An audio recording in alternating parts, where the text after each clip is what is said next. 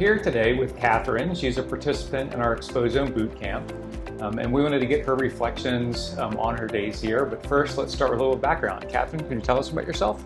Absolutely. So I am a pulmonary critical care physician. I'm currently based at UCSF, which is University of California, San Francisco. So my background is really clinical. So I've gone through internal medicine training and then into pulmonary critical care. So I take care of patients who are hospitalized in the intensive care unit or who are coming to clinic for pulmonary reasons, like a lot of asthma or different lung diseases. And I'm on the track to hopefully become a physician scientist. So I'm sponsored right now by a training grant through the NIH. And so at my institution, I'm mentored by several different scientists who are helping me sort of build the skills in experimental design and epidemiology and a lot of translational tools as well in order to hopefully have a career in science studying different health effects of the environment, which is my main interest. And so what brought you to the boot camp? Yeah, so I really wanted to connect with people, first of all, I think, who were interested in this type of perspective on a lot of the translational tools that are out there for exposure work, and really just to learn more methodology that I could then bring back and sort of apply to some of the pre-existing data sets that we have. So I'm really lucky in that I have access to a lot of different clinical data sets, from whether it's like a secondary analysis of a clinical trial that has saved biospecimens or a prospective cohort study.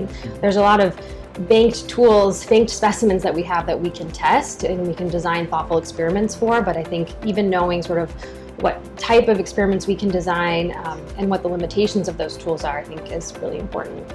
And how did you hear about the boot camp? I heard about the bootcamp through a colleague. So one of my mentors has a lot of experience in wildfire smoke analysis, structural, social determinants of health. And so one of her former postdocs came to the bootcamp a few years ago, and she knew that I had an interest in specifically chemical exposure analysis through metabolomics assays. And so she had recommended that I look into it and come here, which has been great. And so when did you first learn of the word or the concept of the exposome? Sometime in the last couple of years. I think I initially had started doing work in the social determinants of health and social and structural determinants of health, and was very interested in sort of research that would help policymakers make better decisions about how to design different interventions, and that's where my interest started. So I started doing a geospatial analysis of a cohort study that we have of ICU patients, looking mostly at neighborhood socioeconomic factors and their relationship with health outcomes. So that really got my toe in the water, and I think when I was learning about the different social environmental factors, then I learned about the word exposome, which really broadened my perspective on how we could use a lot of different omics tools for environmental health measurement. I'm in a lab that is a very translational lab, and so I'm seeing a lot of my colleagues using a lot of different omics tools, and was really excited to see that those can also be leveraged for a specifically environmental health sort of approach. So when you think back to your medical school training, do you think that you should have learned more or less about the environmental factors that contribute to disease? I think more. I think we don't learn a lot about the environmental factors that contribute. I think there's a huge focus on learning pathophysiology and learning treatment, and I think a lot of times we learn really broad strokes of the different factors that can contribute. There's not as much focus on upstream causal determinants. So I think there's a lot of opportunity there. And I think in residency and fellowship and sort of being in the hospital, in the clinics with patients, that's when I really started to experience firsthand the different environmental conditions that people were just experiencing living their lives. Once you start talking to different patients about the barriers to care or the different challenges they have in their life, I think that's when it really started to bubble to the surface for me. And so if you wanted to have more clinicians understand exposomics and environmental factors, what do you think the best ways are them to learn about that? It's hard to change the medical school curriculum. Yeah. Is it like the sort of workshop model, or is it something as they more into their fellowship training? Yeah, I don't know if I have a solid answer for that. I think the workshop model is really appealing to me because I think it feels a lot more approachable than some of the bigger, more abstract conferences. I think it's really nice to hear the history of how some of the science has come about.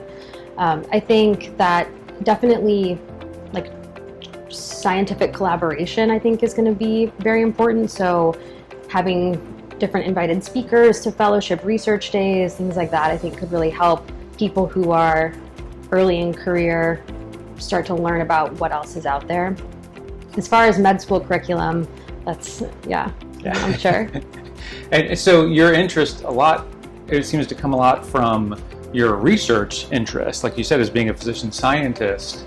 Do you see a role for exposomics for the physician who just wants to be in clinical practice to better understand the environmental drivers of disease?